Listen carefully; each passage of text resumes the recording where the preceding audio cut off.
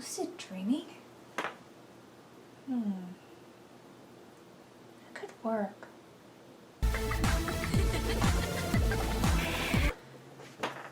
Hello? Miss Nightmare, it's Douglas Ampersand. Ampersand? Wow, I have not talked with you. I feel like, have I not talked with you in 2 years? Has it been a few months? I don't know, I've lost track of time and meaning, and I'm sorry, I seem to have caught you at a bad time. I have information on the spell that you ill-advisedly cast twice on Mr. Khan to bring him back from the fictional plane. But if you're busy, I can always call back later. No, I'm sorry. It's just, you're the first person I've talked to in a long time that's not my roommate, so, what did you find? Given what you told me happened with Miss Gutslove, I went back to the source of the spell, did some research, and discovered that you may have done something inadvertently beneficial, but with a side effect. Side effects? What do you mean? The good news is that casting the spell twice on the same target can, in fact, hasten the time needed to complete it by tapping into a network of mutual friends and acquaintances between the target and the caster.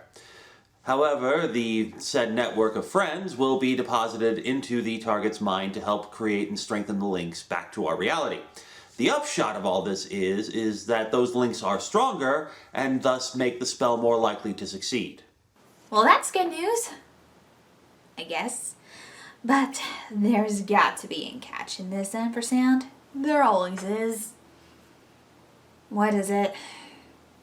There's no way of knowing whom of your mutual friends will be tapped or when it will happen. Therefore, I suggest putting the word out so no one is taken by surprise. That's actually a good idea, though I hope I'm not too late to warn everybody. Alright. Finally time to get started on a 30-part retrospective series of obscure tokusatsu shows. Oh, Red Man will finally get his due.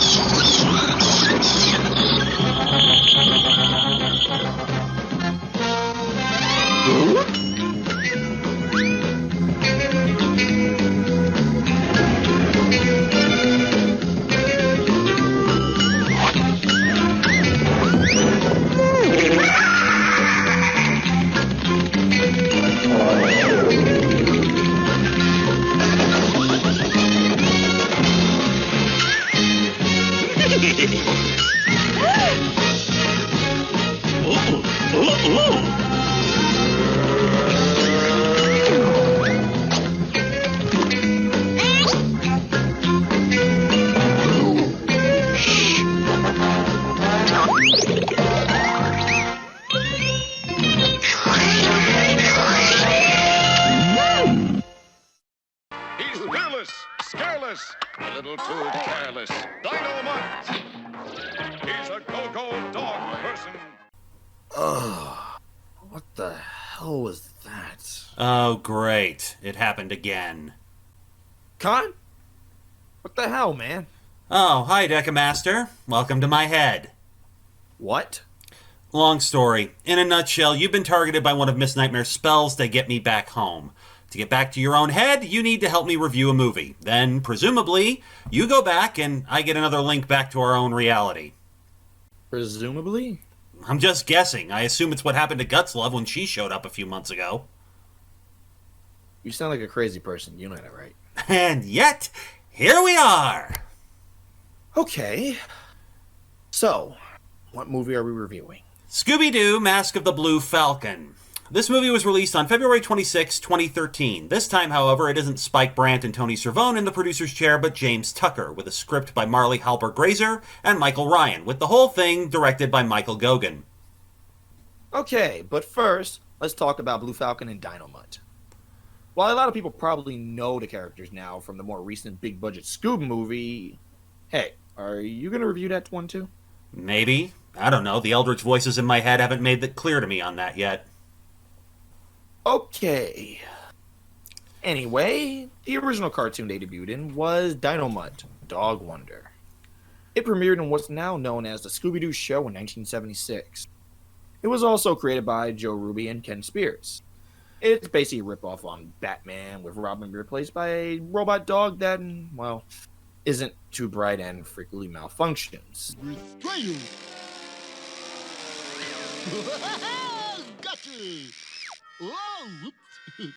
Ever since then, Blue Falcon and Dynamite have shown up in a lot of Scooby-related media.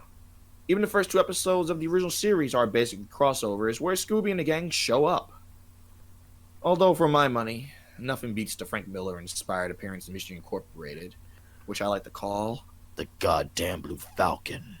Better think twice, dirtbag. If you have nerve endings and pain centers like any other perp.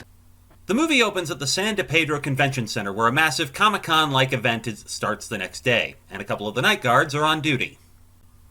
I love that the first couple of minutes in, we're already treated to a cavalcade of Hanna-Barbera and Warner Brothers characters. It's fun seeing them used in such a big promo art all over the convention center. One of the guards is abducted by a shadowy figure, and his partner is not far behind.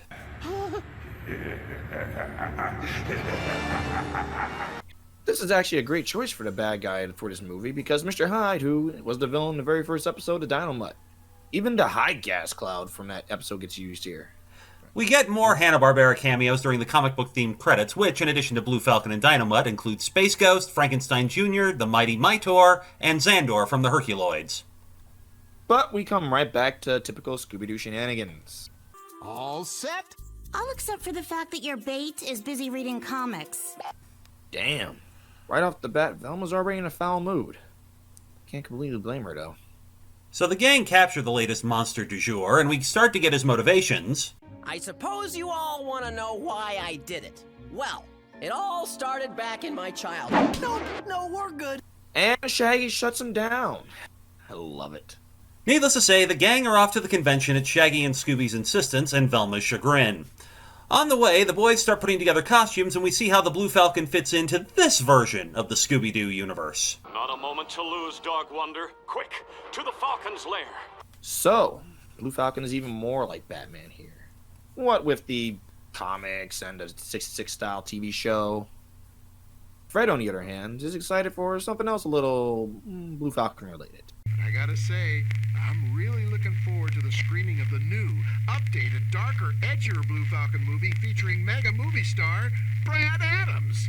Also, Daphne's obsessed with these horrifying Furby Beanie Baby crossover abominations. Velma, on the other hand, is interested in what happened to the security guards, but Shaggy's quick to shut that down as well. The gang arrive at the convention center again. I love all of the Hanna-Barbera background references. Inside, we get our first look at the new Blue Falcon and Dynamite. That's right, folks. This is the new and improved Blue Falcon. I still wish it was the goddamn Blue Falcon. But you should know that should I need to sacrifice any of you to get my prey, I'll gladly do it. The gang run into Hank, the owner of Shaggy's favorite comic store, who asks Shaggy if he'll take his nephew Austin around the convention since Hank has to man the booth. Shaggy agrees, and Austin says he wants to see the Blue Falcon. The big, mega, spectacular, dark, and brooding movie one? Yeah, me too. But it's actually Owen Garrison, the original Blue Falcon, Austin wants to see. This makes Shaggy and Scooby happy, but Velma continues to be a killjoy and decides to go look for clues to the mystery. Daphne tags along, but insists on hitting the booth for those damn fuzzy things she's obsessed with in the process. Garrison doesn't seem to be much of a draw, however, and there's probably a good reason for that.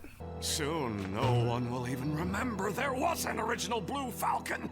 But I'll make them remember. I'll make them all remember.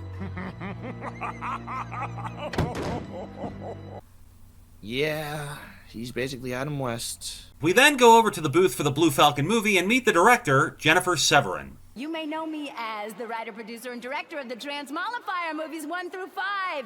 Revenge First Strike, Revenge Second Strike, Revenge of the Revenge Seekers. Oh, so she's Michael Bay. Not gonna lie, I'd pay good money to see those other movies based on those titles alone. We also meet the star of the movie, Brad Adams, who announces that the movie will be screened on the last day of the convention. However, Garrison isn't happy about this. That guy up there is a fraud. A fraud, I tell you. I and I alone am the Blue Falcon. Jennifer calls security, and am I wrong, or does security look like the Hooded Claw and the Bully Brothers from the Perils of Penelope Pitstop? Anyway, Jennifer wants Garrison thrown out, but Garrison's booth mate, Jack Rabble, manages to defuse the situation. The trailer for the new movie is shown, but the ending is not what it should be. Greetings, humans. I am Mr. Hyde. And he's got bats. I think Bruce Wayne's going to sue somebody. The bats pretty much destroy everything in the convention hall and cause the giant monitor from the movie booth to start to fall. But Fred, Velma, and Daphne manage to stop it from crashing down on the attendees. Mr. Hyde buzzes off, threatening to return later, and hey! Black Falcon. Good to see him getting some rep in his decor. In the aftermath, Becker, the chief security guard, accuses Jennifer and Brad of staging the whole thing as a publicity stunt for the movie. We would never do anything to endanger them. No publicity is worth that. Yeah, that lady is shady as fuck.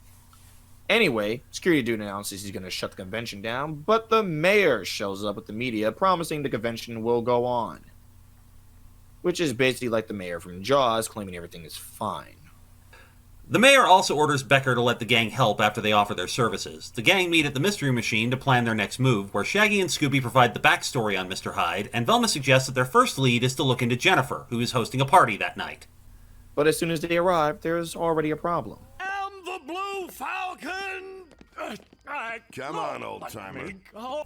Alright, call it now. Old Blue Falcon is the bad guy.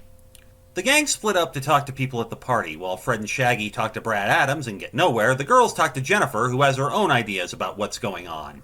But I think you should be questioning Owen Garrison. It's no secret that he's threatened me and the studio.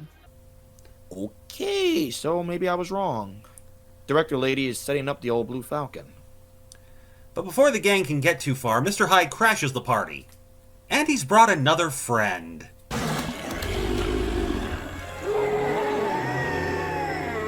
The Hound starts terrorizing the partygoers and, oh hey, hi Wolfric! Anyway, the Hyde Hound chases Scooby but winds up falling into the pool and freaking right the hell out. The Hound takes off after getting out of the pool, confusing the gang. The next day at the convention, they head for old Blue Falcon's booth, but Shaggy's not happy about the implication. Like you think he's Mr. Hyde. Shame on you, Frederick Jones. Jack Rabble shows up and tells the gang that while Garrison is high-strung, he wouldn't actually hurt anybody. And right here is where Fred finally gets a catchphrase. Hold the phone! You were that guy who used to build those wicked amazing robots to compete on that game show, Combat Bot. Oh yeah, BattleBots. Awesome. Anyway, Shaggy buys a spy bot from Jack Rabble while the rest of the gang go look at security footage. And Shaggy drops some facts on the gang from what he and Scooby found with the spy bot. Firstly, Jennifer Severin, writer, producer, and director of the new Blue Falcon movie. She has everything to gain by this. And then there's Brad Adams, an actor stifled by a role he doesn't want. Last but not least, Hank Prince. His nephew mentioned that Hank keeps sneaking off and acting very secretive and suspicious. Like he made 3 suspicious phone calls in just the short time we spied on him. After this, Velma talks to Becker and gets all-access passes for the gang, making sure to point out this includes access to the green room and the catering for the same. This, of course, means one thing. Did you just intentionally get rid of Shaggy and Scooby? Way to be sneaky, Velma. So, while she and Fred go talk to Garrison, Daphne loses her mind. I'll go look for clues over by the Littlest Fuzzy's booth. See if this special badge will get me a professional discount. And when Fred and Velma try to talk to old Blue Falcon, he starts acting super shady. Doing these lousy trade shows in the Blue Falcon costume is the only income I have. Oh, but don't you worry. They'll get what's coming to them. Okay, if he's not the bad guy, he's doing a really lousy job of proving his innocence. And speaking of people acting shady, in the green room, Shaggy and Scooby overhear Jennifer's latest phone call. I want cameras rolling for the next Mr. Hyde attack, and I want it all on film. It's perfect. Absolutely perfect. Since they ate all the food, Shaggy and Scooby piss off the cook and run off, winding up in the convention center basement. Meanwhile, the rest of the gang end up at Hank's booth, where he's been selling Blue Falcon stuff for a huge profit. I'm working this booth harder than ever, especially with Uncle Hank disappearing to run errands all the time. Velma finds a box full of old tapes of the original Blue Falcon show, and they make a discovery. That's exactly what happened the night before the convention. And look at episode 2. So, Mr. Hyde's plan is to recreate the original show. That's interesting. Anyway, down in the basement, Shaggy and Scooby both find a sleeping Hyde hound and Mr. Hyde's lair, and then some more trouble. Hyde chases the boys up to the roof where they're spotted on the security cameras by the rest of the gang. Shaggy and Scooby climb up on a giant Frankenstein Jr. balloon to evade Mr. Hyde, but this turns out to be a bad idea, since Hyde cuts the tether holding the balloon to the building when security and the gang show up and grabs it as the balloon floats away. While the balloon sails over the city, Hyde starts dropping his psycho ooze all over the place. Shaggy and Scooby jump off the balloon at City Hall, but Hyde sends out his bats to flush them out. Again, Bruce Wayne is going to sue somebody. Hyde throws another ooze bomb, which expands rapidly, flowing down the stairs after Scooby and Shaggy. The mayor gets a call from Becker telling him about Hyde's appearance at City Hall. You may be under attack. Well, now, I wasn't expecting that. Back in the stairwell, the ooze starts filling up the place and Shaggy and Scooby fall in. But there's something weird about it. It tastes like pistachio? Needless to say, after the mayor gets washed out of his own office by a flood of ooze and humiliated in front of the press, he fires the gang. The ooze turns out to be a pistachio-flavored foam rather than anything dangerous.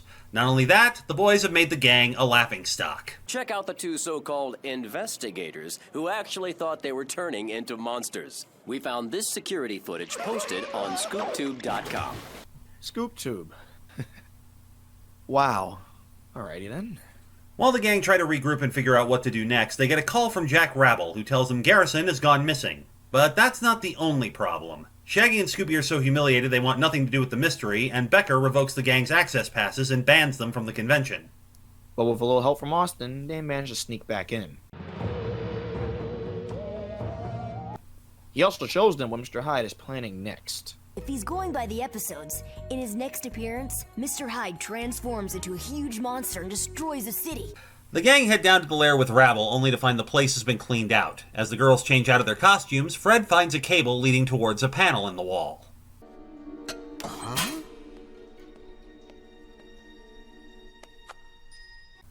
Who needs a sonic screwdriver when you have a regular screwdriver? Looks like Mr. Hyde hacked into the convention center security. Shaggy and Scooby go in search of food. Meanwhile, the final tech test for the Blue Falcon premiere goes on, and the gang starts to put everything together. By creating chaos, he made the convention center too dangerous. And got the screening moved to the baseball stadium. But why? So, Mr. Hyde is giant now. Too bad Warner Brothers doesn't have their own Power Rangers team. Outside, Shaggy and Scooby are feeling sorry for themselves when they run into the crowd that's running away from the stadium. The boys, however, only see this as an opportunity to get hot dogs without anyone seeing them and run inside the stadium and right into Mr. Hyde, who is menacing Austin.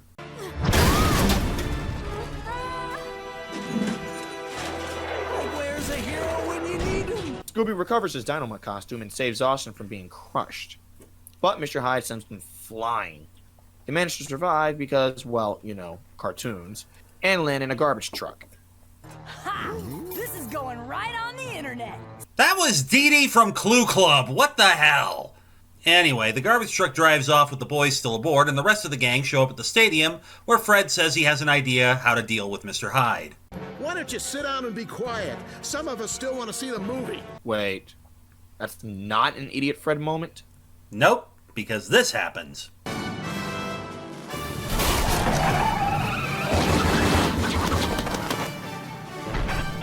The gang managed to tangle Hyde's feet with the banner and use the cannon to knock him off the stadium, revealing that the giant Hyde is a robot, which leads to the reveal. Owen Garrison. Okay, that's not very satisfying. You're right. Time count! While Garrison protests his innocence and Velma starts to get suspicious of how easily everything fits together, the resulting traffic jam forces an armored car to take an alternate route. Shaggy and Scooby are on the road, and we get proof that old Blue Falcon is definitely being set up, because Mr. Hyde steals the car. A chase breaks out with Scooby and the Hyde Hound fighting on top of the car while Shaggy tries to keep up on a bicycle. Eventually, the Hyde Hound gets left behind and Scooby forces Hyde to crash into the giant robot. Hyde unleashes his knockout gas, putting everybody but Scooby to sleep. The Hyde Hound goes to attack Scooby, but whoa! Old Blue Falcon suited up. And he just proceeds to kick ass. So the Hidehound turns out to be another robot, which means at this point you should have pretty much figured out who Mr. Hyde actually is. It really is. So why did he do it? Well, first off, he was banned from combat bots because his robots were deemed too dangerous after one of them malfunctioned and destroyed the studio. Forced to eke out a living on the convention circuit, he eventually started sharing a booth with Garrison, and after hearing years of Garrison's complaints, he decided to create Mr. Hyde for real with assorted robots to complete the illusion. The purpose? Create enough havoc to relocate the screening of the movie to the stadium, then cause trouble there to frame Garrison, and cause the armored car to reroute. It was carrying over $5 million in entrance fees from the convention. Wow. That's actually a good plan. And a very good reason for why he's evil. And it looks like actor dude and producer lady have an idea for the sequel. It can't be. Unless... that means you're... That's right. I'm your father. And that means the Dynamite is actually... Scooby-Doo. Alright, movie's over. Final thoughts? Overall, it was a fun movie. I liked all the little Hanna-Barbera Easter eggs, and the villain scheme was actually really creative. But, if I had to ding it for one thing, I wasn't a fan of them painting Garrison as if he were some washed-up Adam West. Adam West continued to have a career after Batman, and would have been nice to have had this movie make Garrison less of a, one-note character. As for me, Mask of the Blue Falcon is another solid entry in the series. The animation is great, the plot is suitably over the top to evoke Silver Age-style comic book antics, and it even takes a few gentle jabs at fandom in general. Check this one out if you haven't already. And so, it's time to close the book on another of the 30-plus films of Scooby-Doo.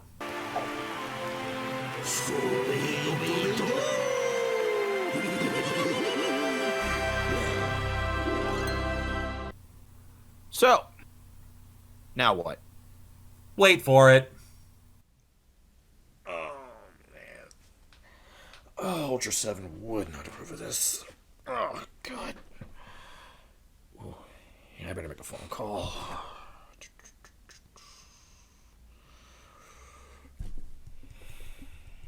Come on, pick up. Hey, Miss Nightmare. It's Decca. Yeah, something weird just happened to me, and I think you ought to know about it.